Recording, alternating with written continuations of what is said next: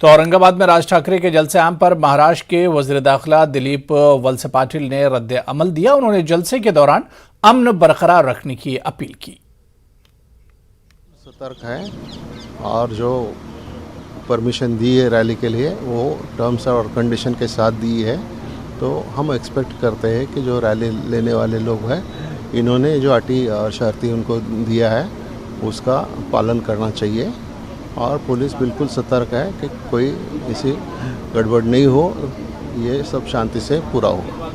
कोई अपील जारी करना चाहेंगे आप लोग? मैं अपील सभी समाज से यही जारी करना चाहूँगा। अभी देखिए कि 2 दिन बाद अभी ईद है, रमज़ान ईद है।